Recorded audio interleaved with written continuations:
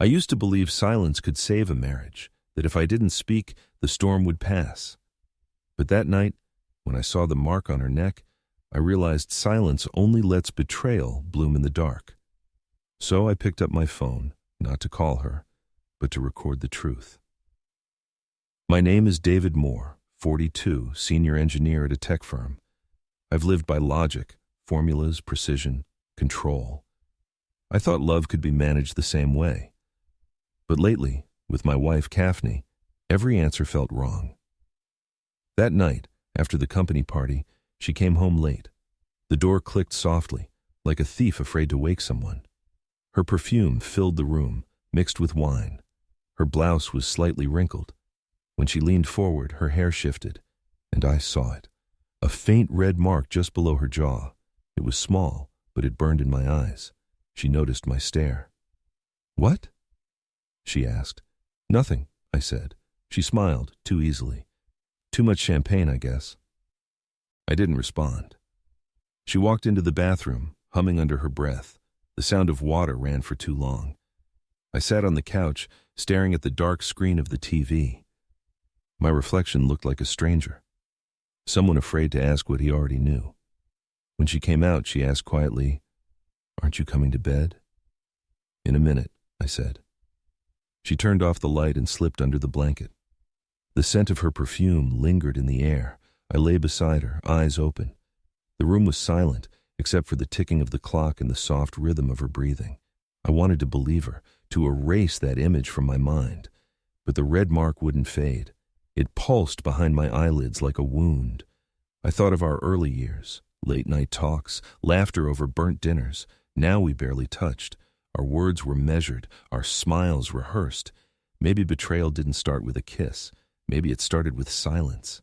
At dawn, she was already dressed, standing by the mirror, fixing her hair. The mark was still there, faint under the light. I asked quietly, "What happened to your neck?" She touched it, surprised. "Oh, must have been my bag strap." I nodded. "Right. The strap." Her eyes met mine in the mirror for a second. Too long. Too still. Then she smiled. "You overthink everything, David. Try to relax." She kissed my cheek, grabbed her purse, and left. The sound of the door closing stayed in my head long after she was gone. I sat alone, looking at her coffee cup on the counter, half full, lipstick on the rim.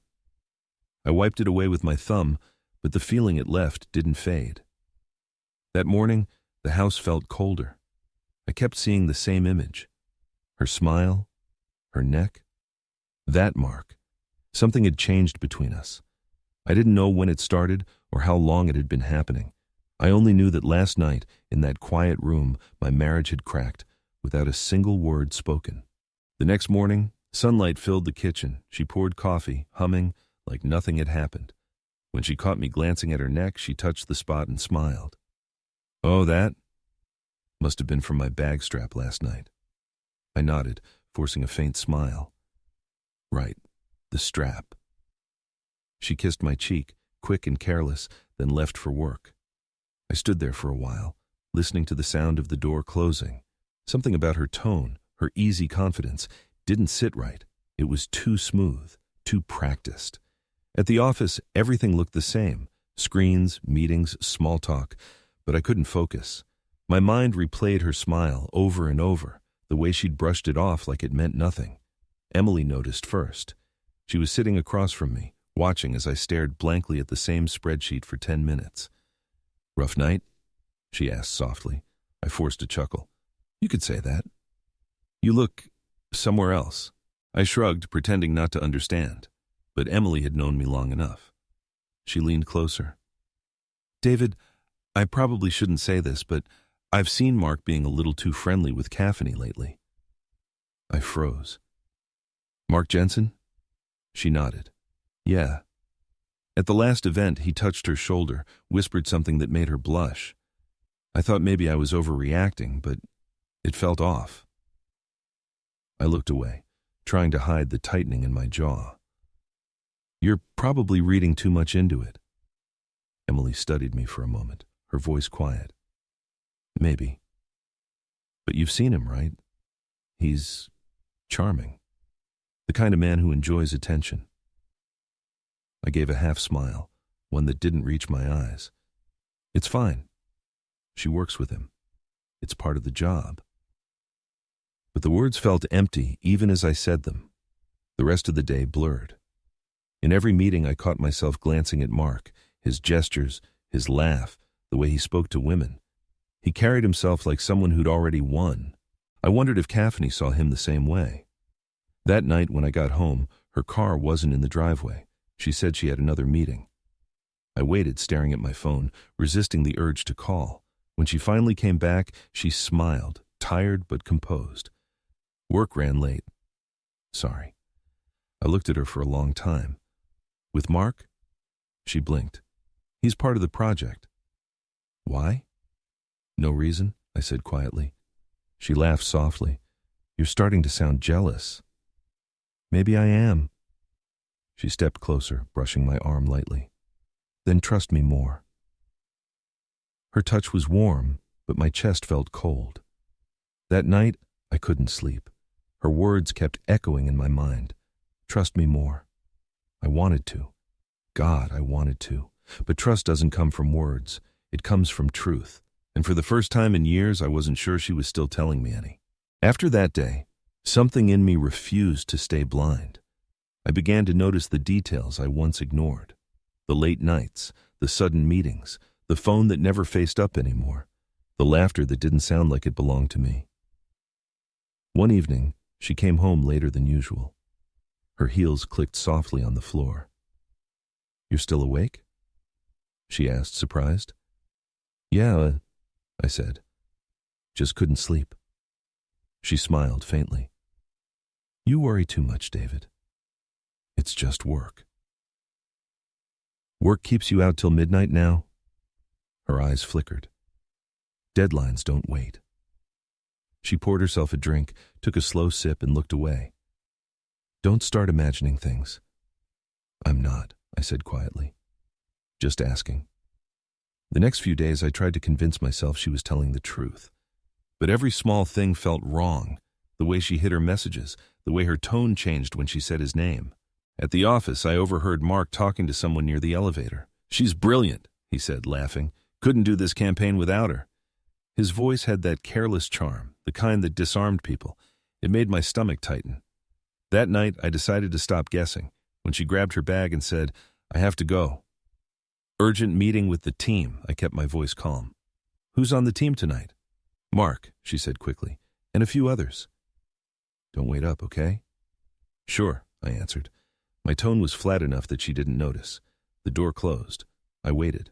Then I opened the tracking app linked to her car's GPS. I hesitated, feeling guilt twist in my chest.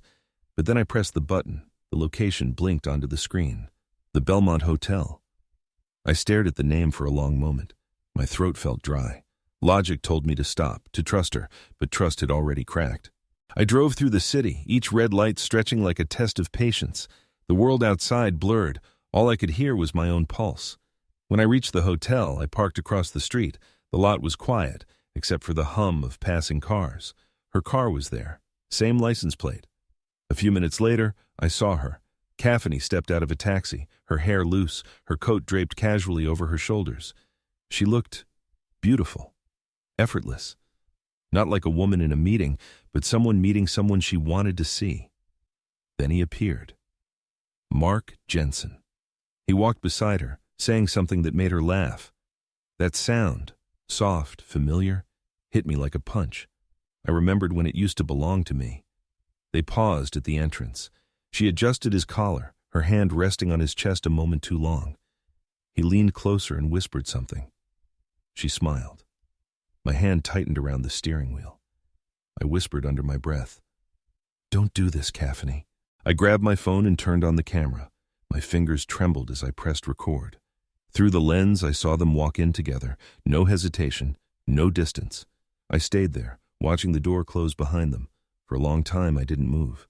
The anger I expected never came, only a heavy, hollow calm. When I finally spoke, my voice sounded strange, distant. You wanted the truth, I murmured to myself. Now you have it. The city lights flickered across the windshield. I lowered the phone, staring at the hotel sign glowing above me, the Belmont. It felt like a name I would never forget. And as I sat there, alone in the car, one thought kept echoing in my mind. This wasn't the night she betrayed me. It was the night I stopped denying that she already had. The next morning, I barely slept. Her perfume still lingered on my coat from the night before, like a ghost I couldn't shake off. At work, everything looked normal. The same fluorescent lights, the same mechanical greetings, but inside, something in me had gone quiet. Around noon, I saw him. Mark Jensen. He was standing by the coffee machine, laughing with someone from the design team, completely at ease. I watched him for a while before walking over. "Morning," I said evenly. He turned, smiled. "David, didn't see you there? Coffee?" "No," I said. "I just wanted to talk."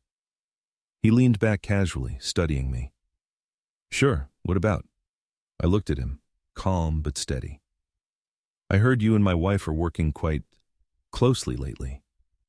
His smile widened slightly, but his eyes stayed cold. "Ah, so that's what this is about." He took a slow sip of his coffee. "Caffeine's talented. Smart. Knows how to keep things interesting. You're lucky." "I know," I said.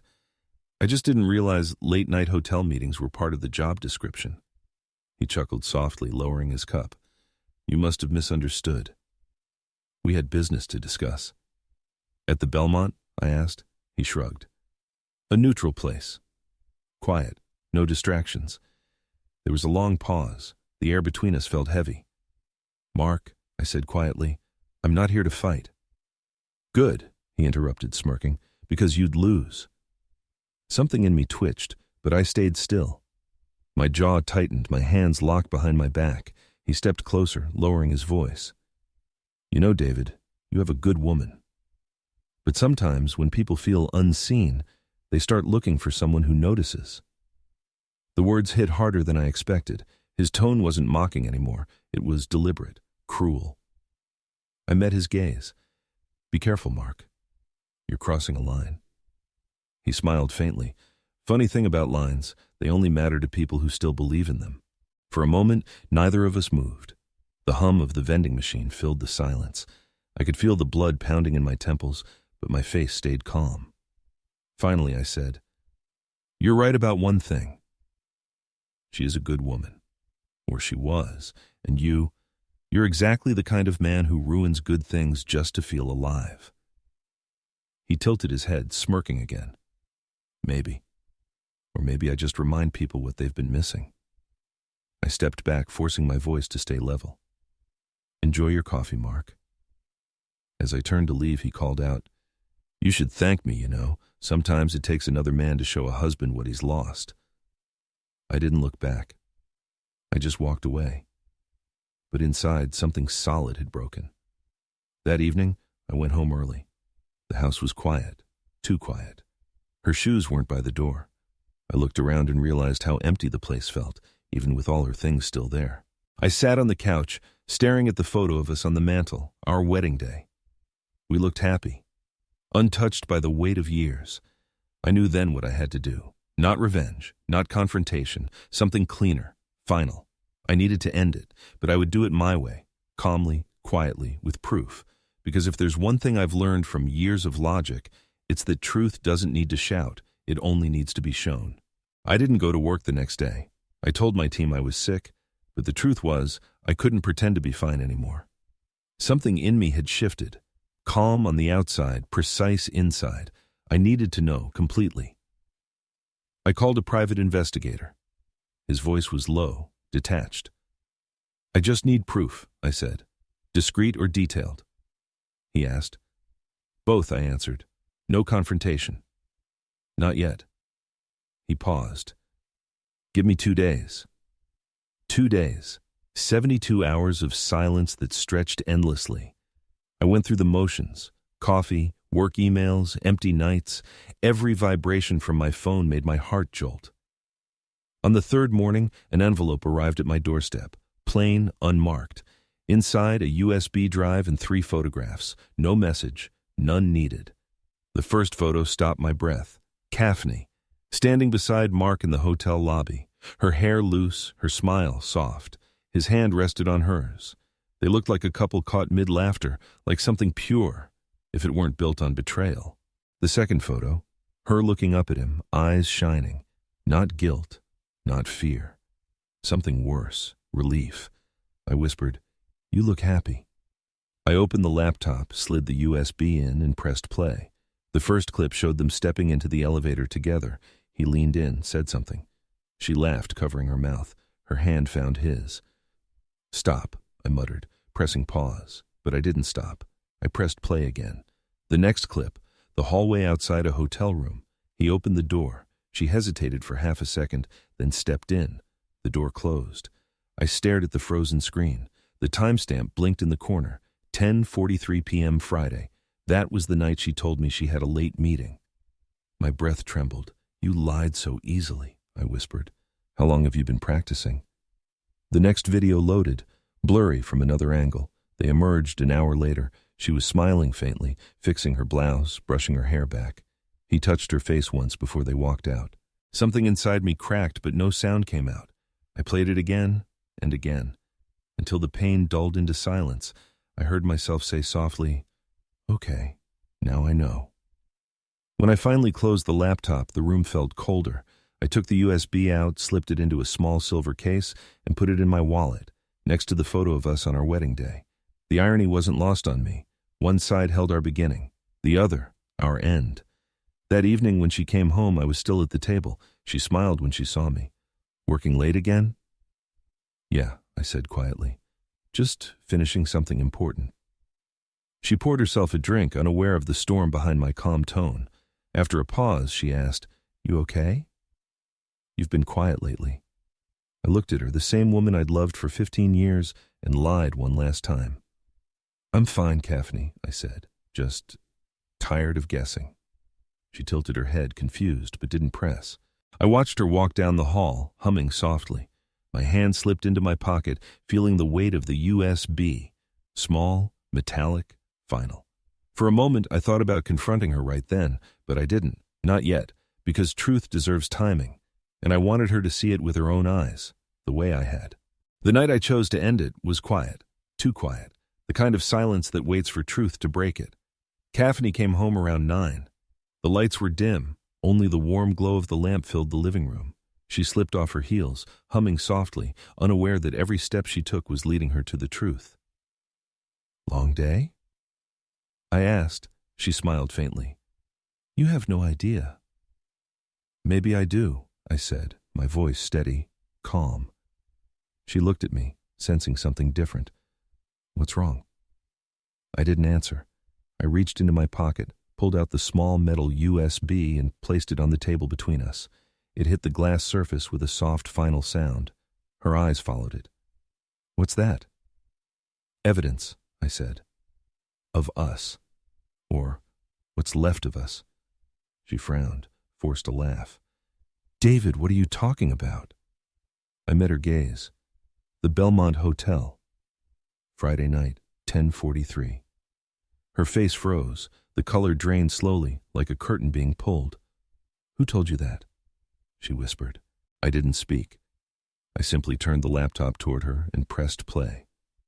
The room filled with the faint sound of static. Then the image appeared. Her and Mark, entering the elevator. Her hand on his arm, her smile, his touch. For a moment she didn't move. Her breath hitched, her lips parted slightly, but no words came out. Then, softly,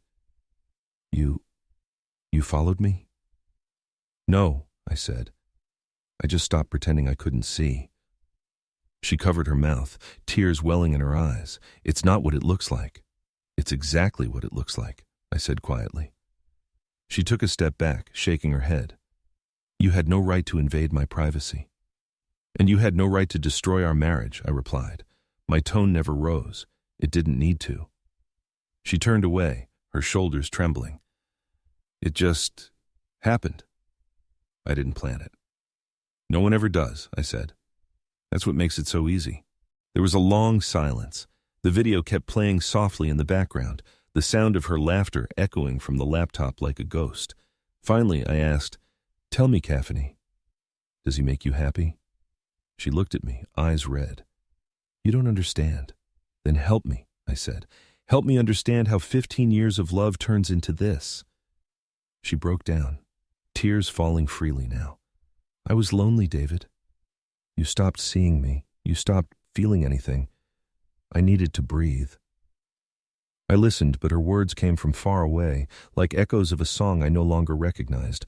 I walked toward her, stopped just a few feet away. "I'm not angry," I said softly. "Anger would mean I still believe in us. I just need to know, when did you start losing yourself? Because I swear I didn't notice until it was already too late." She sank into the couch, hands covering her face. "I didn't mean to hurt you." "I know," I said, picking up the USB.